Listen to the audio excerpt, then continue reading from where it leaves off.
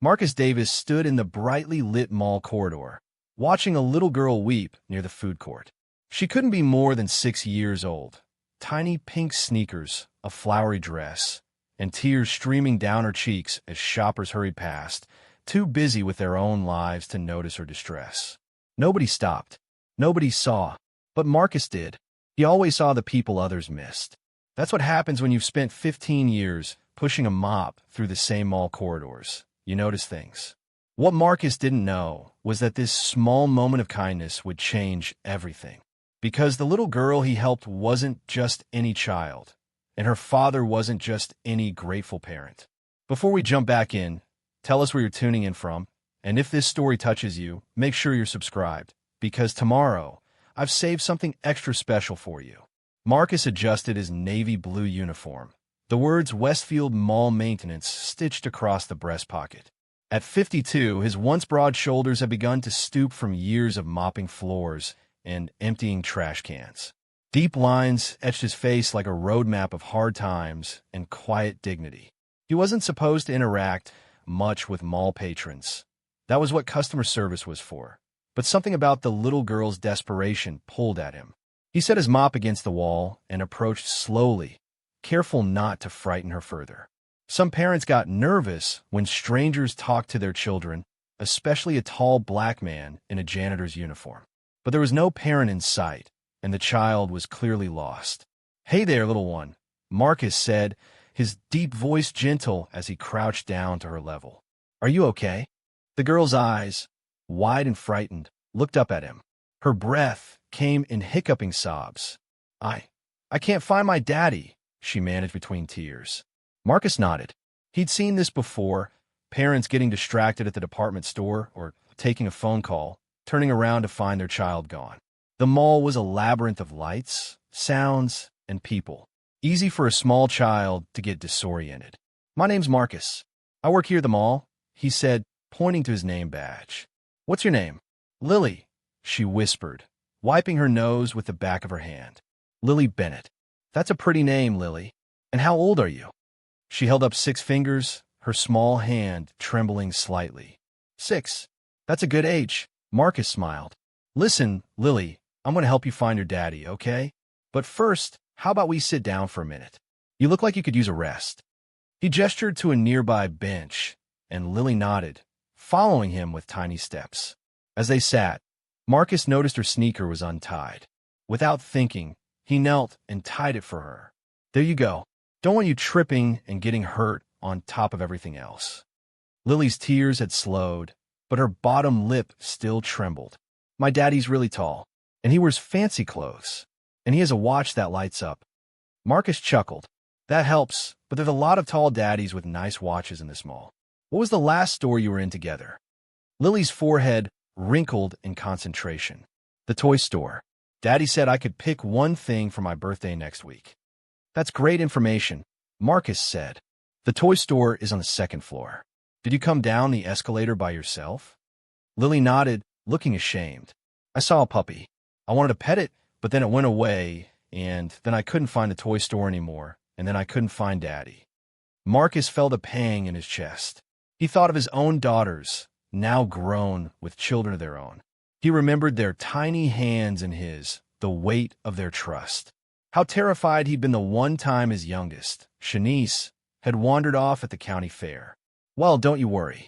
We're going to find him. I bet he's looking everywhere for you right now." Lily's face brightened slightly. "You think so? I know so.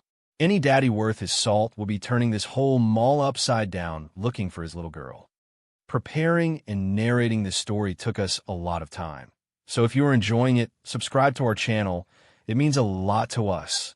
Now back to the story. Marcus' new protocol called for taking lost children to the security office, where announcements could be made.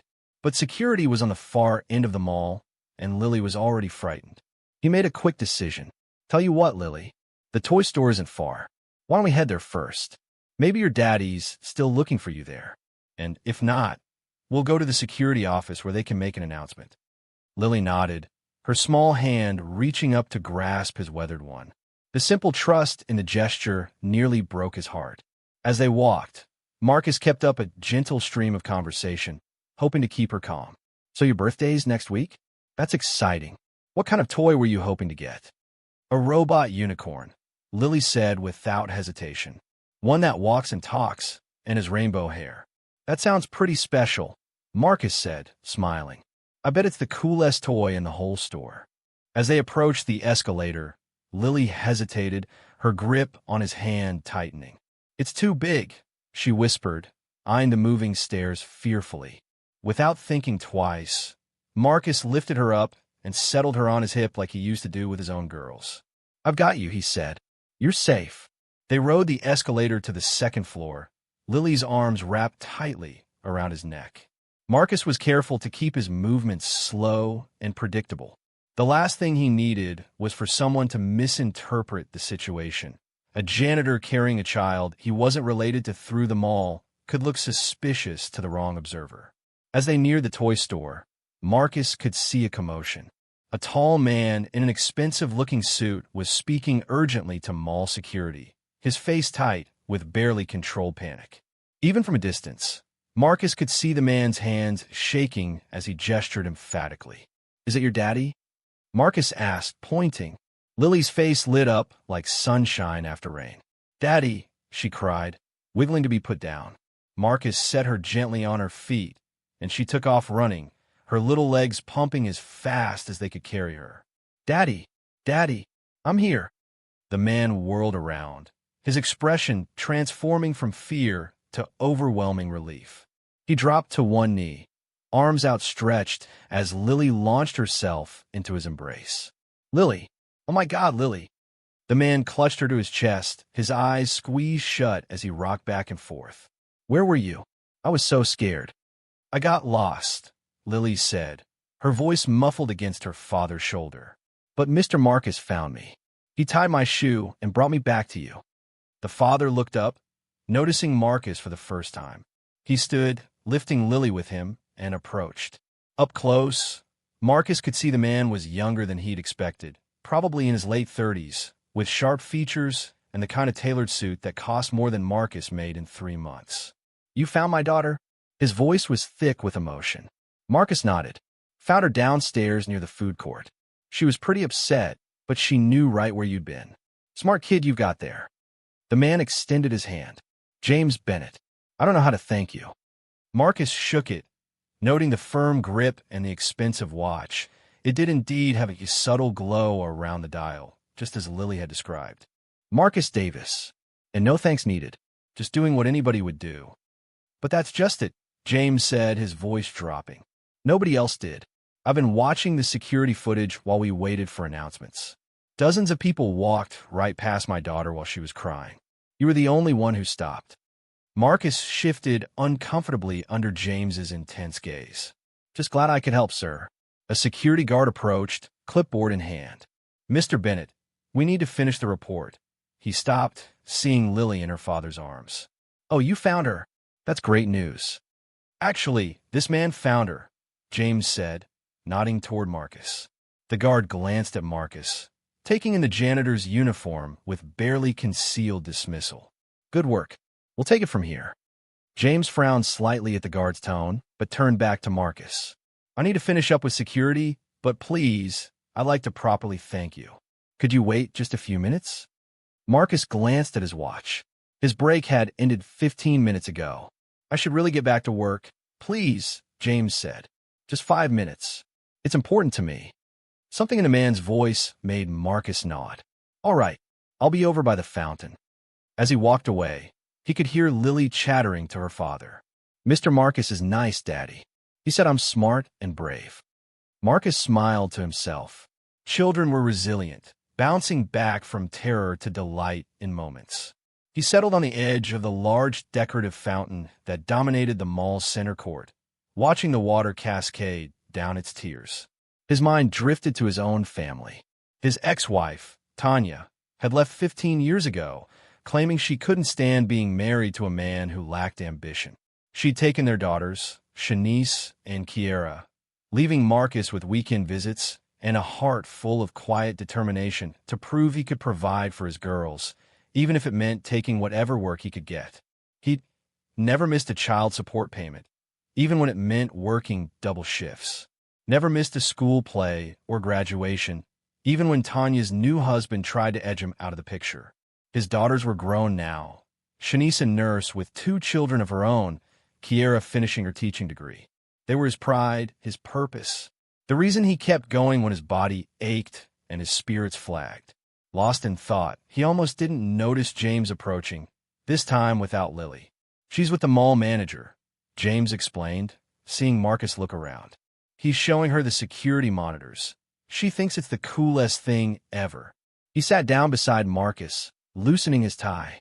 "The guard told me you went well outside protocol, bringing Lily directly to the toy store instead of to security." Marcus stiffened. "I thought it would be less frightening for her. She was already upset." James held up a hand. "I'm not criticizing. I'm grateful. You made a human judgment call instead of following some corporate rulebook. My daughter was terrified, and you made her feel safe. That's what matters." Marcus relaxed slightly. "Like I said, just doing what anyone would do." "But that's exactly it. You're not just anyone, Mr. Davis. You're the exception." James ran a hand through his perfectly styled hair, messing it up in a way that made him look suddenly younger, more vulnerable. "I keep thinking about what could have happened.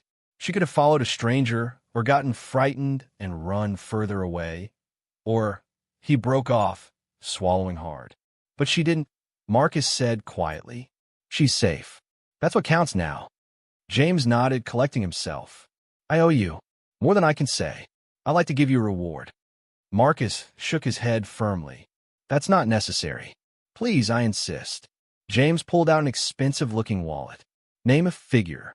"Sir, Mr. Bennett, I appreciate the thought, but I don't want your money." Marcus stood up, suddenly uncomfortable with the conversation's direction. "I didn't help your daughter for a reward. I did it because it was the right thing to do." James studied him for a long moment, then slowly returned his wallet to his pocket. "You know, that's the second time today you've proven yourself exceptional." He pulled a business card from his suit jacket and handed it to Marcus. "I understand and respect your position, but I'd like you to call me anyway. I believe in karma, Mr. Davis. You've done something immeasurably valuable for me today, and someday I might be able to return the favor." Marcus took the card reluctantly. The paper was heavy, expensive, with raised lettering. James Bennett, CEO, Bennett Innovations. Below there was a phone number, not an office line, Marcus suspected, but a personal cell. "I don't need any favors, Mr. Bennett." James smiled slightly. "Maybe not, but keep it anyway. Please." Before Marcus could respond, a voice crackled over his radio. "Davis, where are you? There's a spill in the north corridor that needs immediate attention." Marcus clipped the radio back to his belt. "I need to get back to work." James nodded, extending his hand once more. "It was an honor to meet you, Mr. Davis." As they shook hands, Lily came running back, a security guard trailing behind her. "Daddy, Daddy, I saw myself on the TV screens." She noticed Marcus and beamed, throwing her arms around his legs in a fierce hug. "Thank you for finding me, Mr. Marcus." Marcus patted her head gently. "You take care now, Lily, and happy early birthday." As he walked away, back to his mop and his duties, he could feel James Bennett's eyes on him. Something in that gaze made him uneasy, not in a threatening way, but as though the man was seeing something in Marcus that Marcus himself couldn't see. He slipped the business card into his pocket, already certain he would never use it. Men like James Bennett didn't belong in his world, and he didn't belong in theirs. Their brief intersection would fade into memory, a strange moment soon forgotten. He had no way of knowing how wrong he was. The next morning dawned gray and drizzly, the kind of Seattle spring day that seemed to seep coldness into your bones. Marcus's knees protested as he climbed out of bed in his small one-bedroom apartment. 15 years of walking concrete floors had taken their toll. The doctor said he needed surgery eventually, but eventually was a luxury Marcus couldn't afford. He made coffee in a pot that had seen better days and toasted the last piece of bread for breakfast. His refrigerator held little else. Payday wasn't until Friday, and the end of the month was always tight. Child support payments had ended when his girls turned 18, but he still helped them when he could, especially Kiera with her tuition. His morning routine was methodical, practiced over years. Shower, shave, iron his uniform, polish his work shoes. Marcus took pride in his appearance, refusing to fulfill the stereotype of the slovenly janitor. His father had taught him that a man's work might be humble, but his self-respect should never be. As he was buttoning his shirt, his phone rang, Shanice's ringtone. He smiled, answering immediately. "Hey, baby girl." "Dad." Shanice's voice was strained, immediately setting off alarm bells in Marcus's mind. "Dad, I need to talk to you." "What's wrong? Are the kids okay?" "They're fine, Dad." She hesitated. "It's Kiera." Marcus sat down heavily on the edge of his bed. "What about her? Is she hurt?" "No, nothing like that." She can't finish the semester, Dad. The financial aid office messed up her paperwork, and they're saying she owes the full tuition by Friday or she'll be dropped from all her classes." Marcus closed his eyes. "How much?" Shanice's voice dropped. $4,000. The number hit him like a physical blow. $4,000 might as well have been $4 million. He had exactly $237 in his checking account and another $500 in savings that he'd been putting aside for Kiera's graduation present. "Dad? You still there?" "I'm here, baby." Marcus forced steadiness into his voice. "Tell Kiera not to worry. I'll figure something out." "Dad, no. You can't keep doing this. You're always sacrificing everything for us. We're adults now. This isn't your problem to solve." "You and your sister will never stop being my problem to solve," Marcus said with gentle firmness. "That's what being a father means." After promising to call later, Marcus hung up and sat in silence, mind racing. Options flickered through his thoughts and were dismissed just as quickly. A bank loan? Not with his credit score. Another job? He already worked 60 hours a week between the mall and weekend maintenance at an office building. Selling something? He looked around his sparse apartment. There was nothing of value here except the gold watch his father had left him, and he'd sooner cut off his arm than part with that. As he prepared to leave for work, his hand brushed against something in his uniform pocket, the business card from yesterday. He pulled it out, staring at the embossed lettering. Bennett Innovations. He'd looked it up last night out of curiosity, a tech company worth billions, developing cutting-edge artificial intelligence. James Bennett wasn't just wealthy, he was in another stratosphere. For one wild moment, Marcus considered calling the number, asking for help. The thought evaporated almost instantly, replaced by shame. He wasn't a charity case. He had his dignity. He'd figure this out himself, like he always did. He tucked the card back in his pocket and headed to work.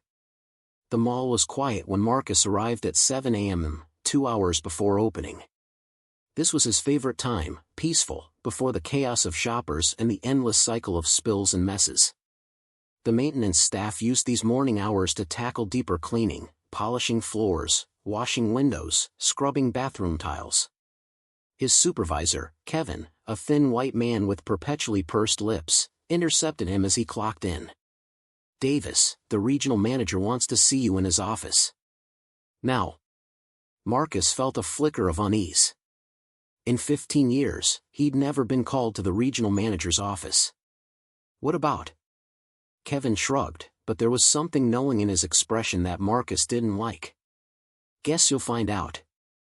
The regional manager's office was on the administrative level, a place Marcus rarely ventured.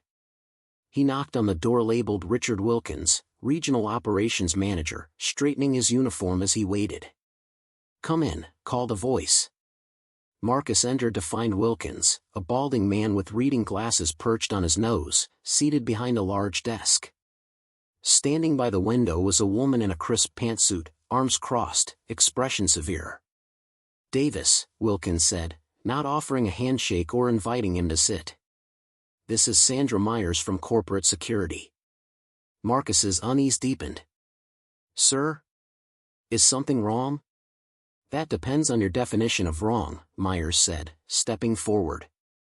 "Mr. Davis, were you involved in an incident yesterday with a lost child?" Marcus blinked in surprise. Yes, I found a little girl who was separated from her father and helped reunite them. And did you at any point remove this child from the vicinity where you found her? The accusatory tone in her voice made his stomach clench. I walked with her back to the toy store where she'd last seen her father. Myers nodded as though he'd confirmed something suspicious. According to mall protocol, all lost children are to be immediately taken to the security office. No exceptions. I made a judgment call, Marcus said.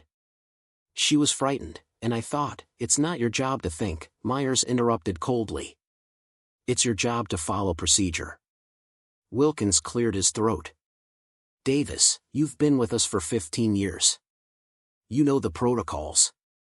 They exist for the safety of our patrons and, frankly, for your protection as well. What if something had happened to that child while she was in your care? I was bringing her directly to her father, Marcus said, struggling to keep his voice even. I would never put a child at risk. Nevertheless, Myers continued, you violated a core safety protocol. In addition, you were on an unauthorized break for nearly 40 minutes. Marcus stared at her. I was helping a lost child. For the first 15 minutes, perhaps, Myers said. The security footage shows you conversing with the child's father well after the reunification, then sitting by the fountain for an extended period.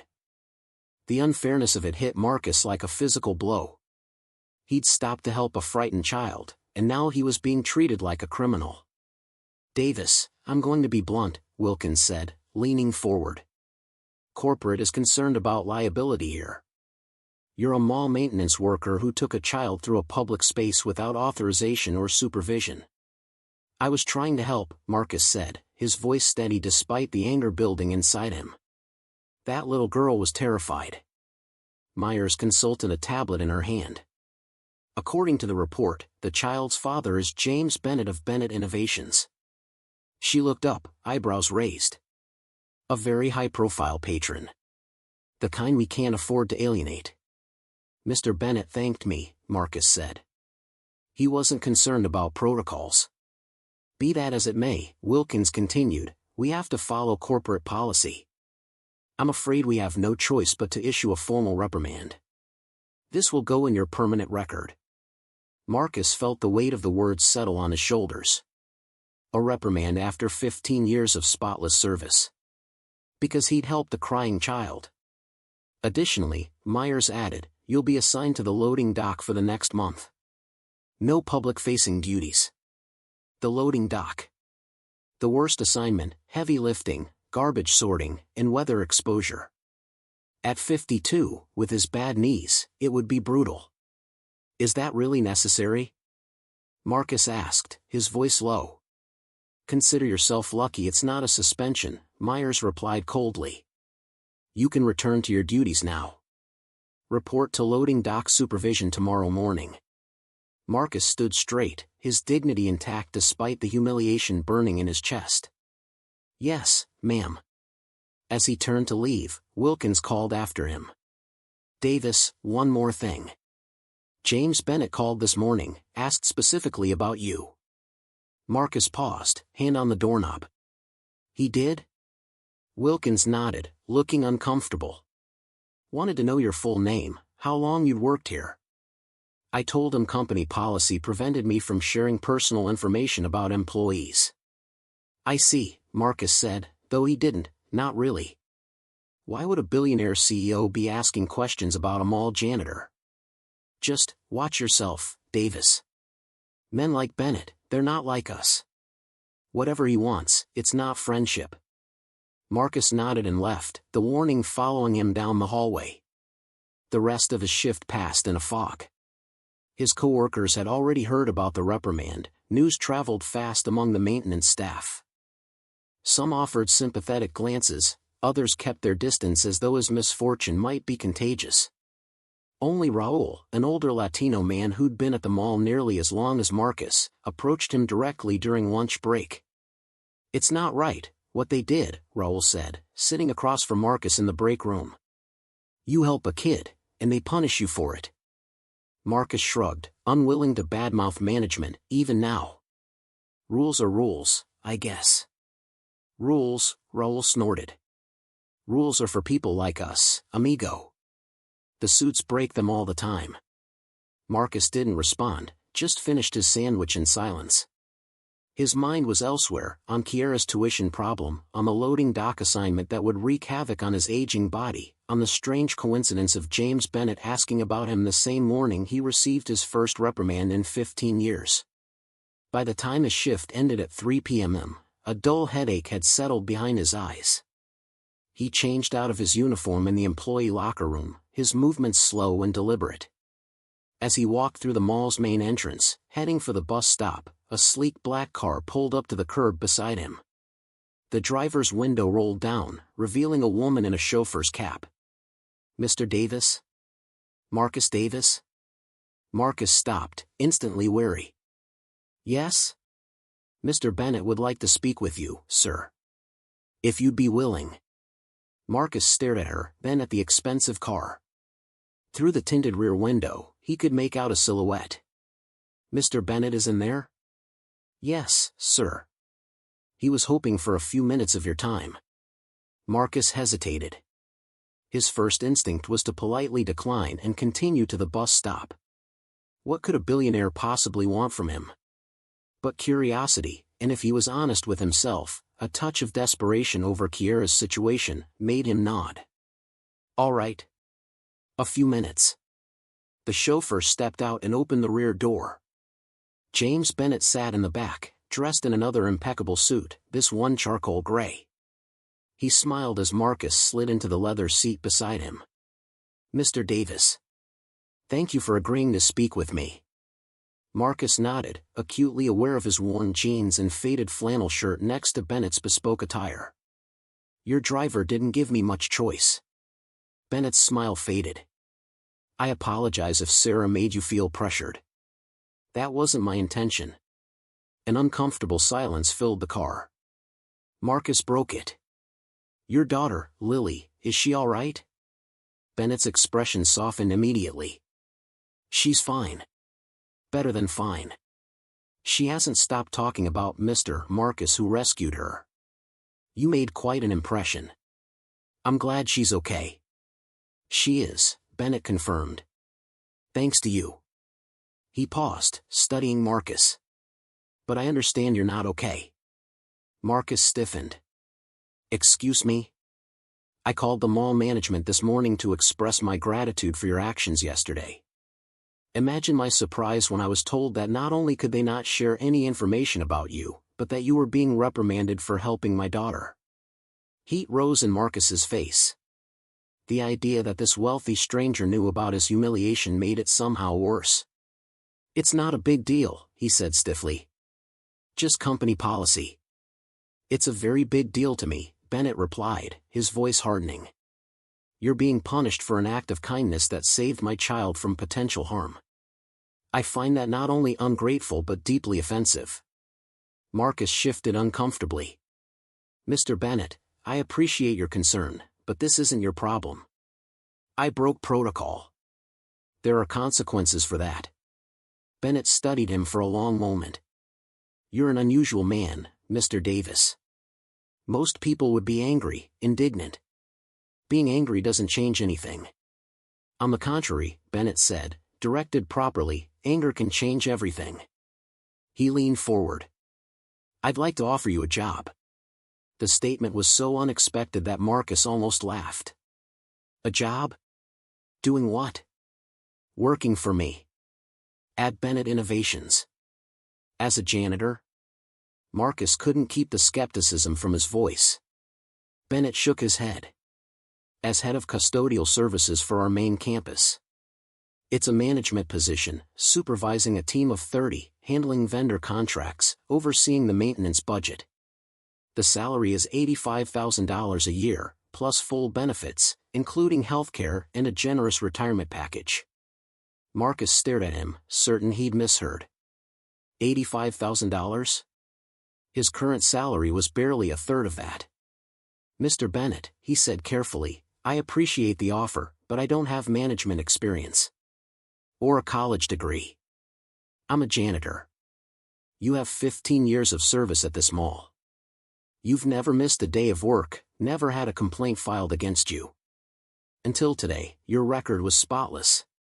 Bennett held up a hand when Marcus started to speak. Yes, I had my people do some background research. I don't make job offers lightly. Why me? Marcus asked, the question that had been burning in his mind since the car pulled up.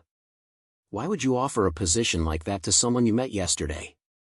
Bennett's expression turned serious. Because you did what no one else would do. You saw a child in distress, my child, and you helped her, without thought of reward or recognition. That kind of integrity is rare, Mr. Davis. In my experience, it's innate. You can't teach it or buy it. And it's exactly what I look for in the people who work for me. Marcus sat back, mind racing.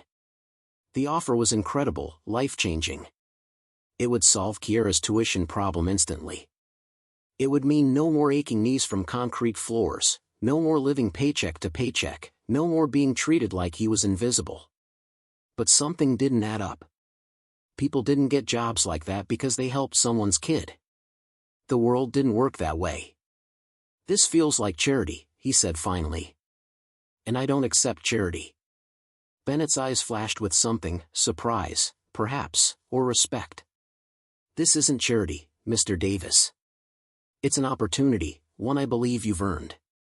But it's also a business decision. I need someone I can trust in that position, someone with character and work ethic. The fact that you're resistant to what you perceive as a handout only confirms my judgment. He pulled a folder from a briefcase at his feet and handed it to Marcus. Here's the formal offer, including job description and benefits package. Take it home. Read it. Think it over. Call me tomorrow with your decision. Marcus took the folder wordlessly. The car had stopped, he realized. They were outside his apartment building, a rundown complex in a neighborhood far from the gleaming high-rises of downtown Seattle. How had Bennett known where he lived? One last thing, Bennett said as Marcus reached for the door handle. I believe in second chances, Mr. Davis. I believe in recognizing quality when I see it. 20 years ago, someone gave me an opportunity when I didn't think I deserved it. I'm simply paying that forward. Marcus stepped out of the car, clutching the folder. I'll think about it. That's all I ask, Bennett replied. And Mr. Davis? Whatever you decide, I've arranged a small token of appreciation for what you did for Lily. Before Marcus could ask what he meant, the car pulled away, leaving him standing on the sidewalk, confused and conflicted. His apartment felt smaller than usual that evening, the walls closer. Marcus sat at his kitchen table, the job offer open before him. The details were as Bennett had described, more than Marcus had ever dreamed of earning. The healthcare package alone would have been enough to tempt him. It included dental and vision coverage, something he hadn't had in years. He picked up his phone, staring at the screen. He should call Shanice, tell her about this strange turn of events. He should call Kiera, let her know her tuition problem might be solved. Instead, he set the phone down and walked to the window, staring out at the darkening sky. Something about the offer nagged at him. It was too good, too convenient. People like him didn't get chances like this. There had to be a catch. His doorbell rang, a rare occurrence that startled him from his thoughts. He opened the door to find a courier, holding a small package. Marcus Davis, the young man asked. That's me. Delivery for you. Sign here, please. Marcus signed and took the package, closing the door with a frown. The return address was Bennett Innovations. He tore open the packaging and found a sleek black box inside. When he opened it, his breath caught. Inside was a watch, not just any watch, but a Bennett Innovations smartwatch, the latest model that retailed for over $1,000. A small card nestled beside it read, "For the man who knows the value of time. Thank you for saving my most precious treasure." J.B. Marcus held the watch, its weight substantial in his palm. It was too much, an extravagant gift he couldn't possibly accept. And yet, it was clearly a gesture of genuine gratitude from a father whose child he'd helped. He set the watch back in its box and reached for his phone. He would call Bennett in the morning, thank him for the watch but return it, and respectfully decline the job offer. It was the right thing to do. He wouldn't be bought, not even by gratitude. But as he prepared for bed, Shanice's worried voice echoed in his mind. $4,000, Dad. Kiara's whole future hanging in the balance. His savings, painfully inadequate to meet the need. For the first time in many years, Marcus Davis went to sleep without a clear sense of what tomorrow would bring. He woke to a text message from a number he didn't recognize. Good morning, Mr. Davis. This is James Bennett. I hope you've had time to consider my offer. I'll be in my office until 6 p.m. today if you'd like to discuss it further. Marcus stared at the message, then at the job offer still open on his table, then at the expensive watch in its box. The morning light seemed to make everything clearer, sharper. He had a choice to make, and sitting in indecision wouldn't help anyone, least of all Kiara. He showered and dressed carefully, putting on his one good shirt, a button-down he usually saved for church, and his least worn pair of jeans. He placed the watch box in a paper bag and headed out, determination settling into his bones. The Bennett Innovations headquarters occupied a gleaming tower in downtown Seattle, all glass and brushed steel. Marcus stood before it, feeling small and out of place among the tech workers streaming in and out, carrying laptops and wearing casual but clearly expensive clothes. At the reception desk, a young man with stylish glasses looked up with a professional smile. How may I help you? My name is Marcus Davis. I'm here to see James Bennett. The receptionist's eyes widened slightly, his fingers hovering over his keyboard.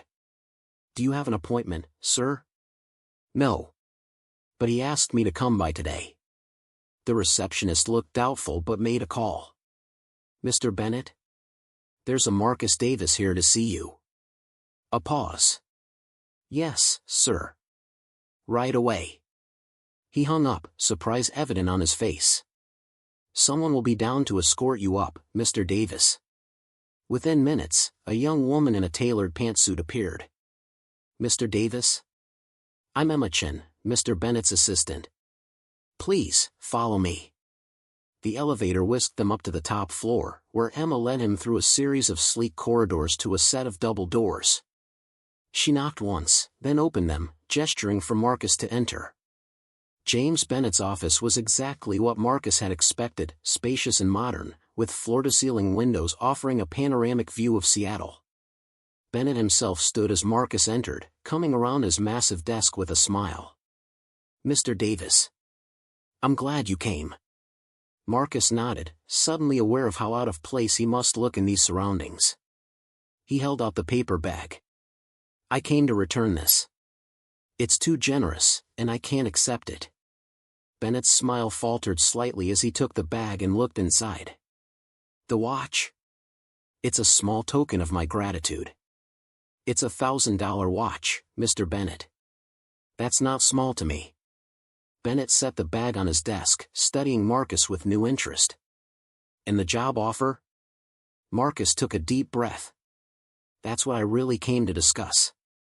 Bennett gestured to a seating area by the windows, comfortable-looking leather chairs around the low table. Please, sit. Can I offer you coffee? Water? I'm fine, thank you. Marcus sat, his back straight, hands resting on his knees. Bennett took the chair opposite him. Before you give me your answer, Bennett said, there's something I'd like to show you. He picked up a tablet from the table and tapped the screen a few times, then turned it so Marcus could see. The screen showed security camera footage from the mall, the food court where Marcus had found Lily. He watched as his recorded self approached the crying child, crouched down to her level, spoke gently. The footage had no sound, but it was clear from Lily's body language how quickly she trusted him. I've watched this a dozen times, Bennett said quietly. Do you know what strikes me most? It's not just that you stopped to help. It's how you did it, with dignity, with respect. You didn't talk down to her. You made her feel safe without making her feel small. Marcus shifted uncomfortably. Any decent person would have done the same. That's where you're wrong, Bennett said, his voice hardening slightly. I've seen the entire security feed. 17 adults walked past my daughter while she was crying. 17. Some looked away. Some pretended not to see. A couple actually changed direction to avoid her. You were the only one who stopped. Marcus swallowed hard, watching the security footage. The stark truth of Bennett's words settled on him. 17 people had walked past the crying child. What kind of world were they living in? Still, Marcus said, I didn't do anything special. Bennett set the tablet down. That's exactly what makes it special, Mr. Davis. You see helping others as ordinary, expected. That perspective is increasingly rare. He leaned forward. Let me ask you something. What's holding you back from accepting my offer? Really? Marcus considered the question carefully. Honestly? It feels too good to be true. In my experience, when something seems that way, there's usually a catch. Bennett nodded, his expression softening. A reasonable concern. So let me be completely transparent. Yes, there is something I want from you, but it's not what you might think. He stood and walked to the window, hands clasped behind his back.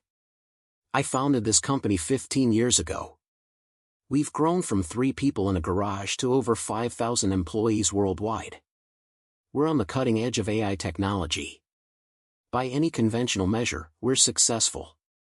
He turned back to Marcus. But somewhere along the way, we lost something essential.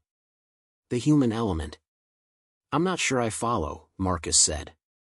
Bennett returned to his chair. When I started this company, we had a simple mission, to create technology that brings people together, that serves humanity. But the larger we've grown, the more I see people walking past each other in our hallways without making eye contact. I see brilliant minds so focused on code and algorithms that they forget the humans on the other end. He gestured toward the tablet. What you did for Lily, that simple act of compassion, it's exactly what I want to bring back to Bennett Innovations.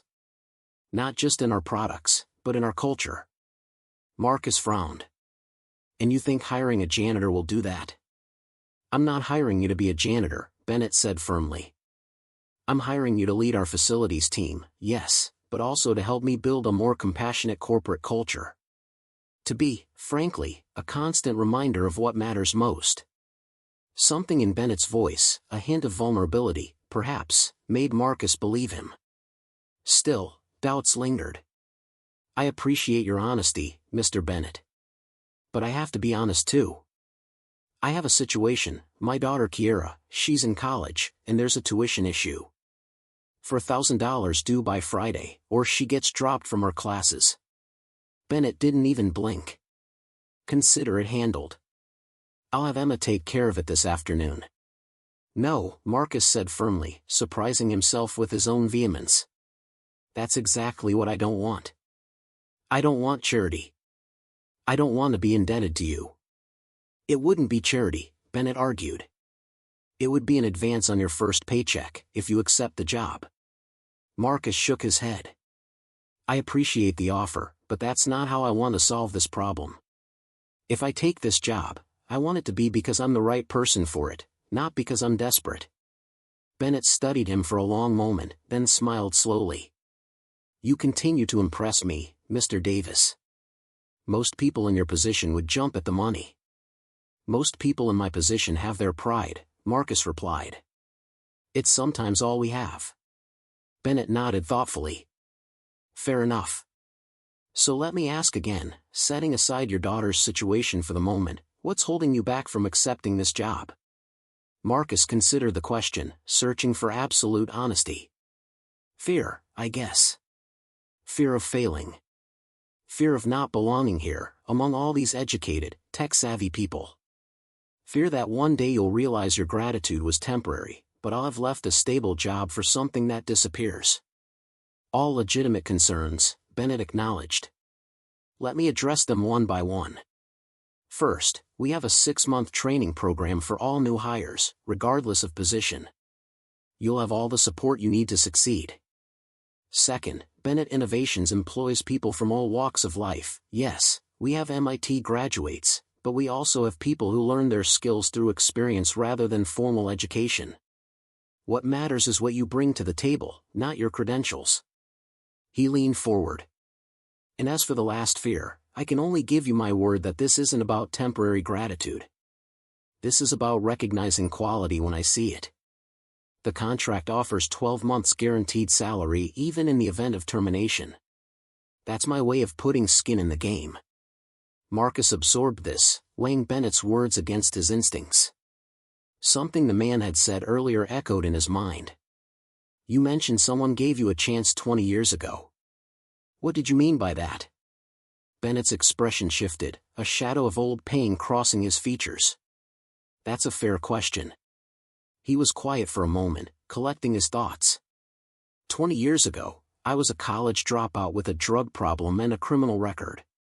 3 arrests for possession, 1 for stealing electronics to feed my habit. I was homeless, sleeping in shelters when I could, on the street when I couldn't.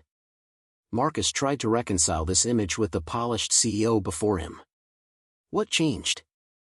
I got caught breaking into an electronics store. The owner, an older man named Frank Watkins, caught me in the act. Instead of calling the police, he offered me a job. Said I clearly knew my way around electronics, might as well get paid for it instead of stealing. Bennett smiled at the memory. I thought he was crazy. Or setting me up. But I was desperate, so I showed up the next day.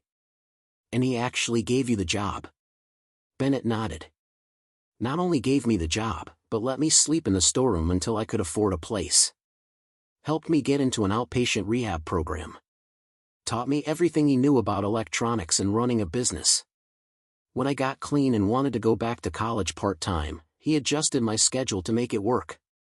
Marcus was silent, absorbing the story. Frank died 10 years ago, Bennett continued. Heart attack.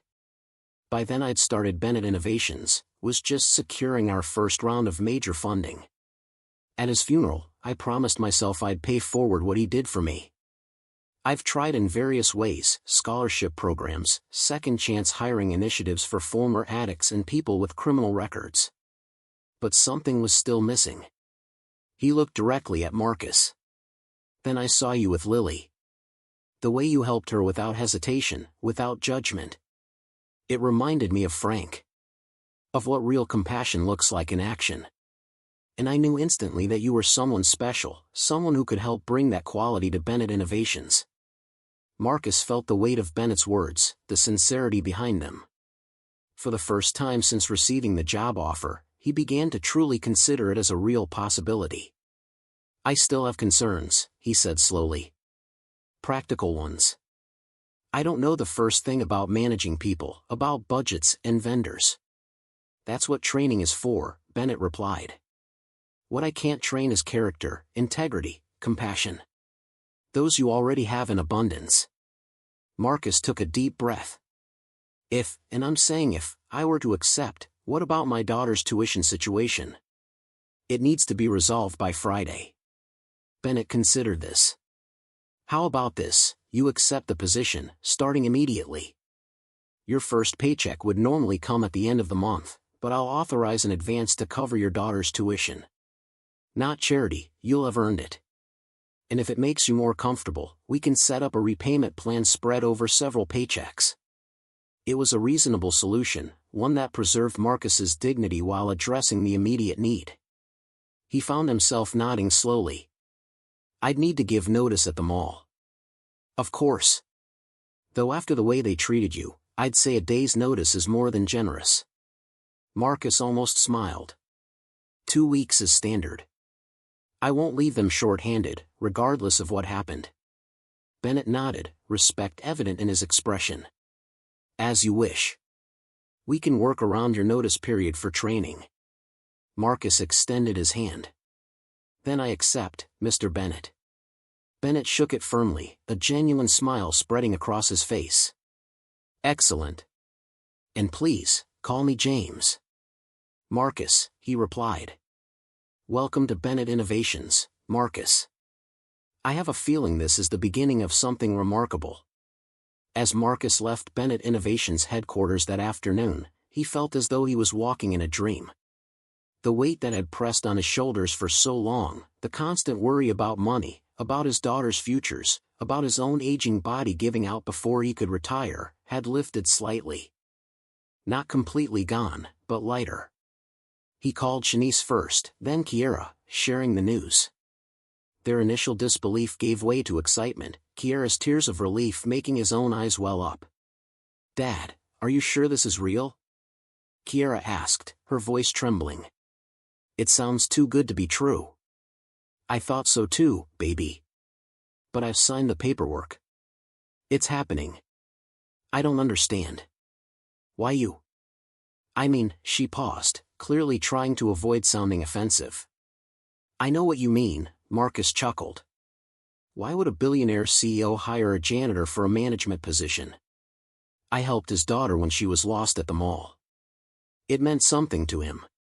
The silence on Kiera's end spoke volumes.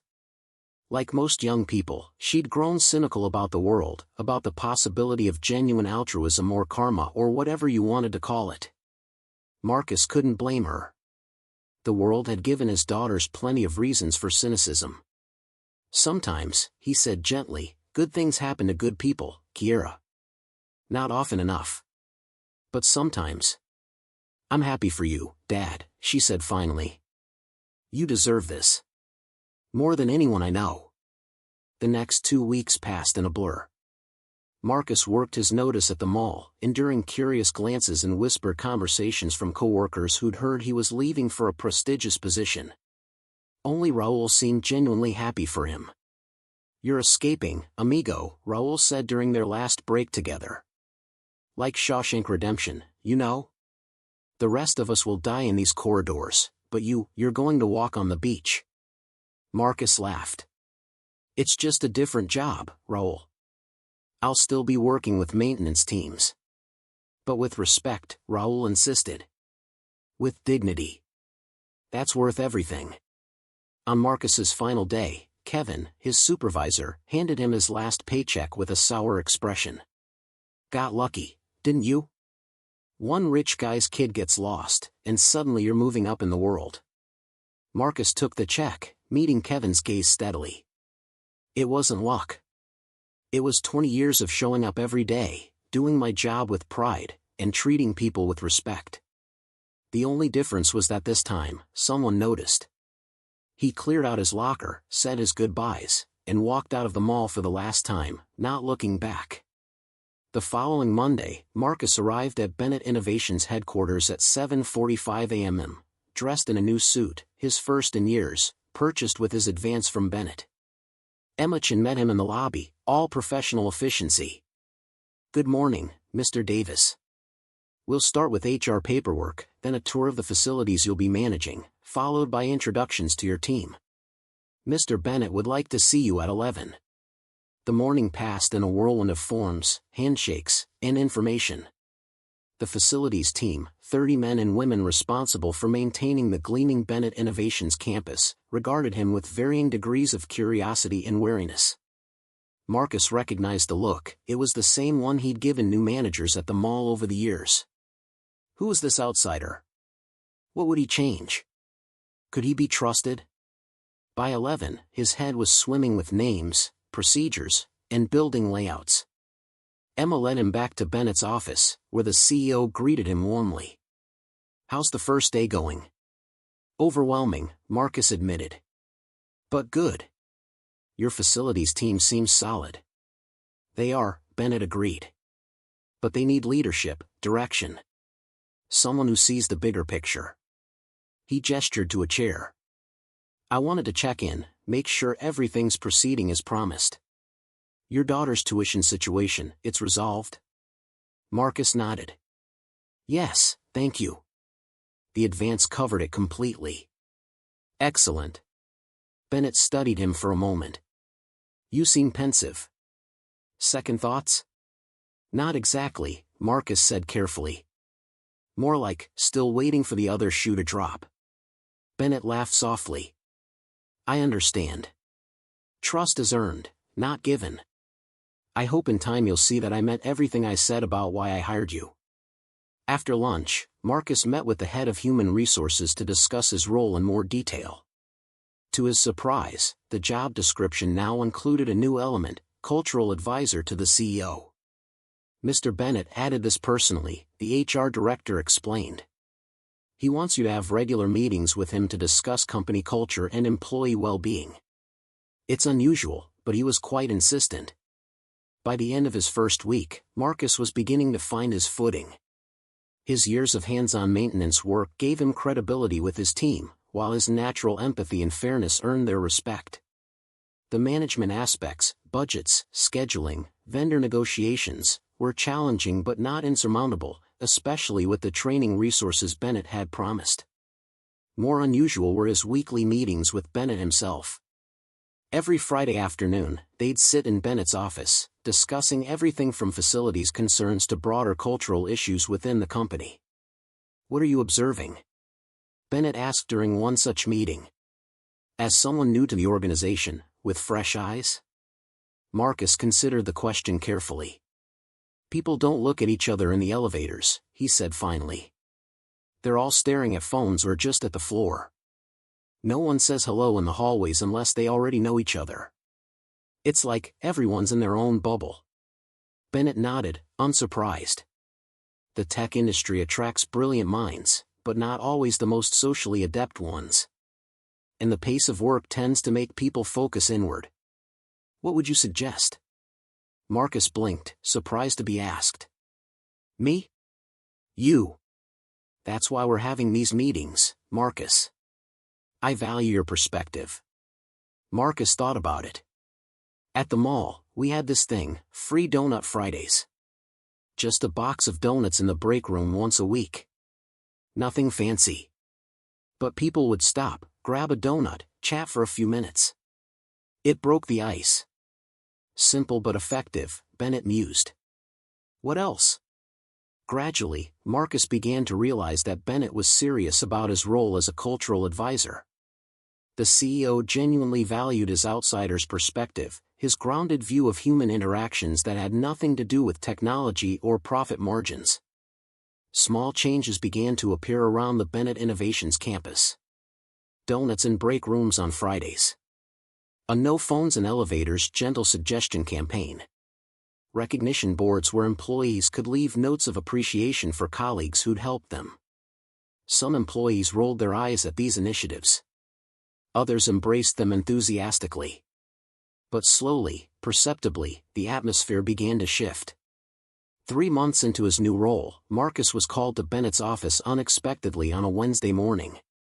He found the CEO looking more serious than usual. "Everything okay?" Marcus asked, taking a seat. "I need your honest opinion on something," Bennett said, sliding a folder across the desk. "This is a draft of a new company policy. I'd like you to read it and tell me what you think." Marcus opened the folder, scanning the document inside. "Second Chance Hiring Initiative," the heading read. As he read further, he realized it was a formal policy for actively recruiting and hiring individuals with criminal records, history of substance abuse, or other barriers to employment. "You're already doing some of this," Marcus noted, looking up. The IT manager mentioned she was hired through your Second Chance program. Bennett nodded. "On a small scale, yes. This would make it company-wide, with specific targets. 5% of all new hires would come through this program, across all departments. It would include mentorship, support services, educational opportunities." Marcus continued reading, impressed by the comprehensive nature of the proposal. "This is significant." "Why now?" "2 reasons," Bennett replied. "First, it's the right thing to do. Second, our company culture is finally in a place where I believe these individuals can truly thrive, not just survive." He paused. "That's largely thanks to you, Marcus." Marcus shook his head. "I just suggested a few donuts and less phone use. Nothing revolutionary." "It's more than that," Bennett insisted. "You've brought humanity back into our conversations. You remind us daily, through your actions and your words, what matters most. The technical brilliance was always here. The compassion was missing." Marcus felt uncomfortable with the praise but couldn't deny the changes he'd witnessed over the past 3 months. Employees greeting each other in hallways. Collaborative projects across departments. A general sense of warmth that hadn't existed when he'd first arrived. "I think this program is excellent," he said, tapping the folder. "But there's something missing." "What's that?" "Training for existing employees. Not everyone will understand why this matters, why these individuals deserve a second chance. There needs to be education around that." Bennett smiled slowly. And who better to lead that education than someone who truly believes in seeing people for who they are, not the labels society has given them? Marcus raised an eyebrow. "You want me to lead that training?" "I want you to help develop it, at least. Your perspective would be invaluable." Before Marcus could respond, Bennett's intercom buzzed. "Mr. Bennett, your daughter is here." Bennett's face lit up. "Send her in, please." The office door opened, and Lily Bennett bounded in, school backpack bouncing, her face breaking into a huge smile when she saw Marcus. "Mr. Marcus," she cried, running to him. "Daddy said you work here now." That evening, his daughters came for dinner, a rare treat to have both Shanice and Kiera together at his table. He'd prepared his specialty, his mother's recipe for jambalaya that he saved for special occasions. "To Dad's new job," Shanice said, raising her glass of sweet tea and a toast. Her husband, Michael, and their 2 children joined in, glasses clinking around the small kitchen table. "To new beginnings," Kiera added, her smile bright. She looked different tonight, more relaxed, the constant worry line between her brows smoothed away now that her tuition crisis had been resolved. "To family," Marcus concluded, looking around at the faces he loved most in the world. "Nothing matters more." As they ate, Marcus shared stories from his first 3 months at Bennett Innovations, the challenges of learning to manage a team, the unexpected meetings with James Bennett, the gradual warming of the corporate culture. "It still feels surreal," he admitted. 3 months ago, I was mopping floors and emptying trash cans. Now I'm sitting in meetings with executives, giving input on company policies." "Because you earned it, Dad," Kiera said firmly. "Don't ever think you don't deserve this." Marcus smiled at his youngest daughter, struck by the role reversal. Now she was the one reassuring him.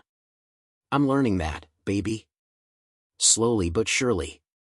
"Tell them about the program," Shanice urged. "The one Bennett wants you to help with." Marcus nodded, explaining the second chance hiring initiative to his family. "He wants me to help develop training for existing employees, to help them understand why it matters to give people second chances." Michael, who had been quiet until now, leaned forward. "That's powerful, Marcus. Really powerful." "It is," Marcus agreed. "But I keep thinking, why me? I'm not a professional trainer.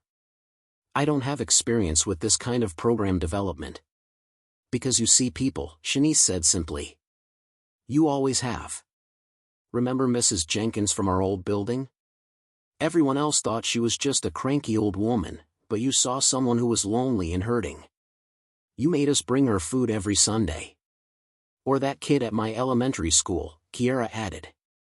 "The one who kept getting in trouble for fighting. You figured out he couldn't read and was acting out from frustration.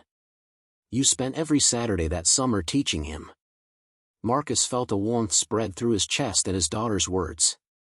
He'd never thought of these actions as exceptional, just as the right thing to do. But hearing them describe his life this way made him see a pattern he hadn't fully recognized before. "I guess I've always believed in looking deeper," he said thoughtfully. "In not judging people by their worst moments or their current circumstances." "Exactly," Kiera said. "And that's why Bennett wants you to lead this training. Because you've been living it your whole life, Dad. Not just talking about it." After dinner, as Shanice and her family prepared to leave, she pulled Marcus aside. "I haven't seen you this happy in years, Dad. This job, it's not just about the money, is it?" Marcus shook his head. "No. It's about feeling like what I do matters. Like I matter." Shanice hugged him tightly. "You've always mattered, Dad. Always. The world is just finally catching up to what we've known all along." The following Friday, Marcus sat across from James Bennett, discussing the Second Chance hiring initiative. He'd spent the week thinking about how to approach the training program, jotting down ideas during lunch breaks and in the evenings. "I've been reflecting on what you asked," Marcus began. "About helping with the training." Bennett nodded, waiting. "I'll do it, but I have some conditions." Bennett's eyebrows rose slightly. "Conditions?" "First, I want to meet with people who've already been hired through your existing program. Hear their stories, understand their challenges. If I'm going to help employees understand why this matters, I need to understand it myself." "That makes sense," Bennett agreed. "What else?" "I want to involve others in developing the training, not just executives or HR people, but employees at all levels. Maybe form a committee with diverse perspectives." Bennett smiled. "I like that approach. Very inclusive." "And last," Marcus continued, "I want to start with my own team. Use them as a pilot group before rolling it out company-wide. If I can't convince my own people of the value of second chances, I won't be very effective elsewhere." Bennett leaned back in his chair, regarding Marcus with undisguised admiration. "You've given this serious thought." "It matters," Marcus said simply. "Getting it right matters." "It does." Bennett reached for his tablet, making a few notes. "I'll have Emma set up meetings with our second chance hires for next week. And I fully support your other conditions. Starting with your team makes perfect sense, as does forming a diverse committee." He set the tablet down, his expression growing more serious. "There's something else I wanted to discuss today. It's about your living situation." Marcus tensed slightly. "What about it?" "You're still in the same apartment, correct? In the Rainier Valley area?" "Yes. My lease is up in a few months. I've been looking at other options." Bennett nodded. "I have a proposition for you. Bennett Innovations owns several residential properties around the city, part of our investment portfolio. We have a 2-bedroom condo in Beacon Hill that's just been renovated. It's closer to headquarters, in a good school district, though I know your daughters are grown, and has excellent security." Marcus's guard went up immediately. "Mr. Bennett, James, I appreciate the thought, but I don't want special treatment. I can find my own place when I'm ready." "This isn't special treatment," Bennett insisted. "It's available to executives at your level as part of the compensation package. You'd pay rent, but at a reduced corporate rate. It's a benefit we offer, not charity." Marcus considered this. It sounded reasonable, but something still bothered him. "Why bring this up now? The lease isn't up for months." Bennett hesitated, then sighed. "Honestly? Lily asked about you this morning. Wanted to know where you lived, if you had a nice house. I realized I didn't know. So I checked your HR file." He looked slightly embarrassed. "I hope that's not overstepping." The honesty of the admission surprised Marcus. "It's fine. I've spent my whole life working for what I have. Small as it might be, I earned it. I want to keep doing that." "I respect that," Bennett said. "But accepting benefits that come with your position isn't charity, Marcus. It's compensation you've earned. Think of it as no different from your healthcare plan or your 401k match." Put that way, it made more sense. Still, Marcus wasn't ready to commit. "I'll think about it. Thank you for the offer." Bennett nodded, accepting the response without pushing further. "Now, tell me about this idea you mentioned last week, the monthly community service days for employees." The conversation shifted to safer ground, but the condo offer lingered in Marcus's mind. Was it really just a normal benefit, or was Bennett trying to reshape Marcus's life to fit some vision of what an executive should be? And if so, was that necessarily a bad thing? The following week, Marcus met with 5 employees who had been hired through Bennett's existing Second Chance program. Their stories moved him deeply. A woman who'd struggled with addiction after a car accident left her in chronic pain, a young man who'd been incarcerated for a nonviolent drug offense at 19, an older man who'd lost everything to gambling debts and spent 2 years homeless before getting help. What struck Marcus most wasn't their past mistakes but their present determination, their gratitude for the opportunity to rebuild their lives. Before Bennett Innovations, I couldn't even get interviews, explained Diane, a data analyst who'd been clean for 6 years. Once employers saw the gap in my resume and I explained it honestly, the conversation was over. Mr. Bennett was the first person who seemed to care more about who I am now than who I was then. Marcus took careful notes during these conversations, identifying common themes, the stigma they'd faced, the barriers to employment, the crucial support systems that had helped them succeed. He began to formulate a framework for the training program, focused not on abstract concepts of second chances but on the tangible human impact of these opportunities. When he presented his initial outline to his facilities team the following month, he was nervous. This was different from discussing maintenance schedules or cleaning protocols. This was asking them to open their minds, to challenge potential biases, to embrace a corporate initiative that some might view with skepticism. I know this is different from our usual meetings, he began, looking around at the 30 faces watching him expectantly. But it's important. He shared the stories he'd heard, changing names and details to protect privacy, and explained the core principles of the Second Chance Hiring Initiative. He was careful not to preach or moralize, simply presenting the facts and the human impact. The reason I'm starting with you all, he concluded, is because I trust you. You're hardworking, practical people who care about doing your jobs well. If you believe in this program, if you understand why it matters, you can help spread that understanding throughout the company. When he finished, the room was quiet. Then Ramirez, one of the senior maintenance technicians, raised his hand.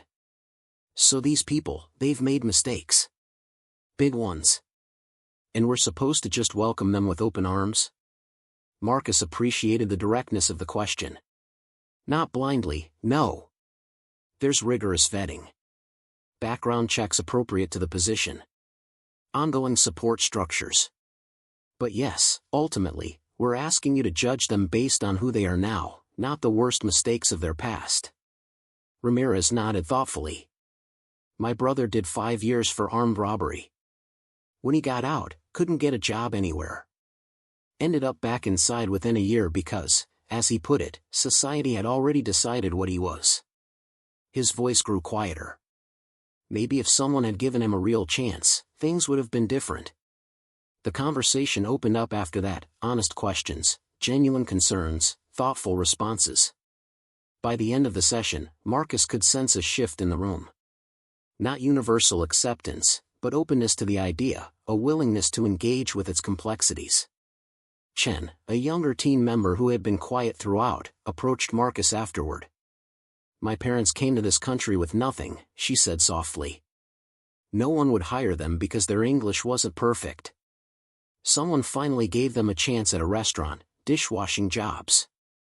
They worked their way up, eventually owned their own place. She smiled. Everyone deserves at least one person who sees their potential, not just their problems. Marcus nodded, Chen's words resonating deeply with him.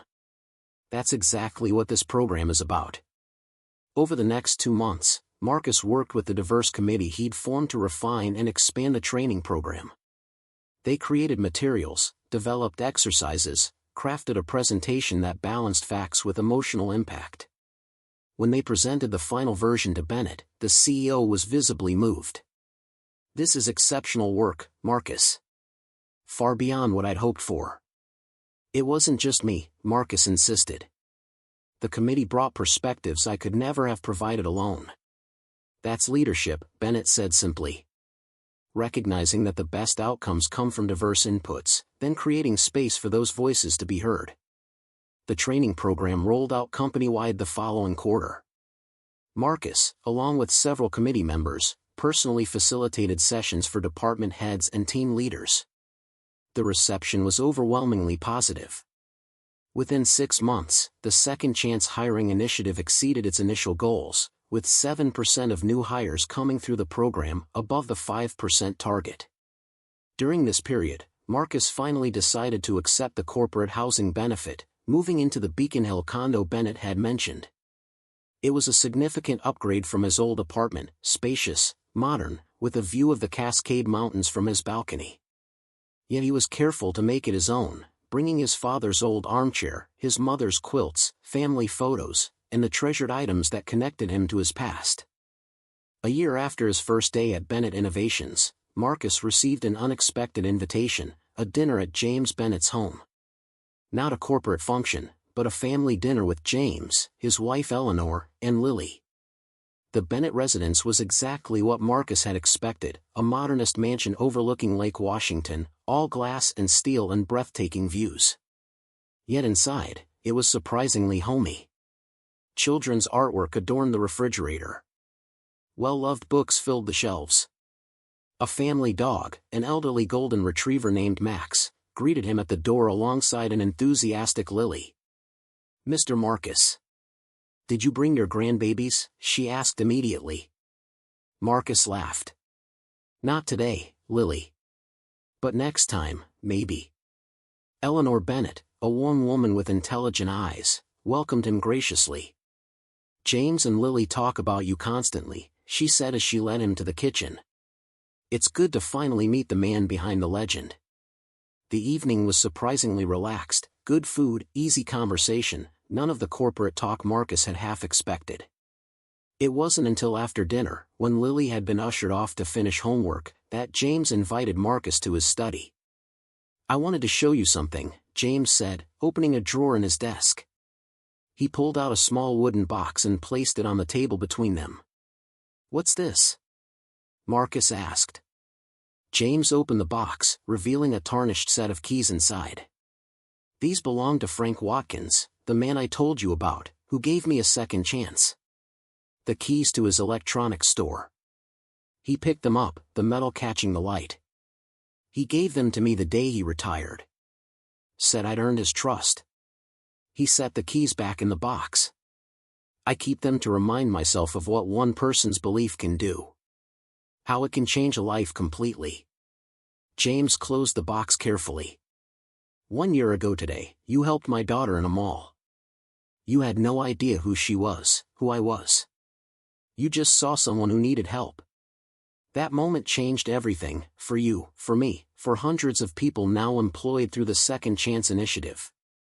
Marcus felt the weight of the moment, the significance of what James was saying. "I just did what anyone should have done." "But that's just it," James replied. "Most people don't. They walk past. They look away. They tell themselves it's not their problem." He leaned forward. "Do you know what the initiative's success rate is? 97%. 97% of employees hired through the program are still with the company, performing at or above expectations. We're changing lives, Marcus. And it started because you tied a little girl's shoelace." Marcus thought about the journey of the past year, from janitor to executive, from barely making ends meet to financial security, from invisibility to influence. But more than the material changes, it was the impact he now had that meant the most. The training program he'd helped develop was being adapted for Bennett Innovations offices worldwide. The cultural initiatives he'd suggested had measurably improved employee satisfaction and retention. "I'm grateful," he said simply, "for the opportunity to do meaningful work." "I'm the one who's grateful," James countered. "You've transformed our company culture in ways I couldn't have imagined. Remember when I said I wanted to bring back the human element? You've done that and more." As Marcus drove home that evening, he reflected on the strange alchemy of life, how a single moment of kindness had created a cascade of positive change. He thought of all the times he'd helped people over the years without expectation of reward or recognition. Most had led nowhere tangible, and yet he'd never regretted any of them. Perhaps that was the lesson, that kindness should be given freely, without calculation, without expectation. That its true value wasn't in the potential return but in the act itself, in the affirmation of our shared humanity. And sometimes, just sometimes, the ripples of that kindness would spread in ways you could never predict, touching lives you might never see. 2 years after that fateful day at the mall, Marcus stood at a podium in the Bennett Innovations auditorium, addressing the largest group of second chance hires yet, 50 new employees beginning their journey with the company. Each of you has a past, he told them, his deep voice carrying through the room. But more importantly, each of you has a future. A future that's not determined by your worst mistakes, but by your courage, your resilience, your determination to grow and contribute. He scanned the faces before him, nervous, hopeful, grateful. He saw in them reflections of his own journey, his own struggles and triumphs. Some people will always see you through the lens of your past, he continued. But what matters is how you see yourself, and that you find people who see the best in you. Here, you will find those people. After the orientation, as the new hires mingled with their mentors and department representatives, a young man approached Marcus. He couldn't have been more than 25, with tattoos visible above his collar and a scar across his cheek. "Mr. Davis? I just wanted to say thank you. My parole officer told me about this program. Said it changed his brother-in-law's life." He extended his hand. "I'm Anthony." Marcus shook it firmly. "Welcome to Bennett Innovations, Anthony. What department will you be working in?" "IT support. I learned coding in prison, self-taught. Never thought anyone would give me the chance to use those skills professionally." "Well, here's your chance," Marcus said warmly. "Make the most of it." Anthony nodded earnestly. "I will, sir. I promise." As Anthony moved away to join his new colleagues, James Bennett appeared at Marcus's side. "Another success story in the making," he observed. "Let's hope so," Marcus replied. "One day at a time. One act of kindness at a time," James corrected with a smile. "That's how we change the world, isn't it? Not with grand gestures or sweeping reforms, but with individual moments of seeing each other's humanity." Marcus thought of Lily in the mall that day, crying in alone. Of how easy it would have been to walk past, to assume someone else would help. Of all the lives now touched because he hadn't. "Yes," he agreed softly. "That's exactly how we change the world." That evening, as Marcus sat on his balcony watching the sunset paint the mountains in gold and purple, his phone rang, Shanice calling.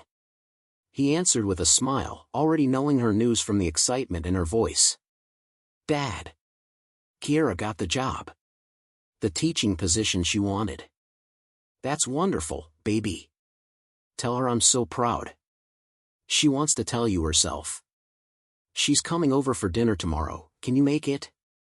"Wouldn't miss it for the world," Marcus promised. After they hung up, Marcus remained on the balcony, watching darkness fall over the city, lights blinking on like earthbound stars.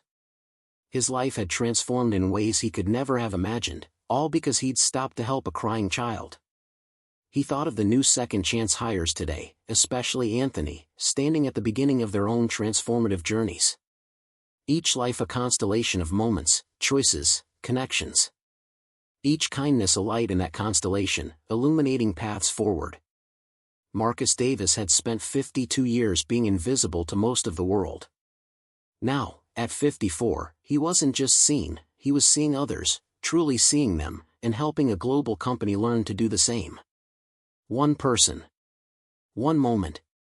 One act of kindness. That's how change begins. Up next, you've got 2 more standout stories right on your screen. If this one hit the mark, you won't want to pass these up. Just click and check them out. And don't forget to subscribe and turn on the notification bell so you don't miss any upload from us.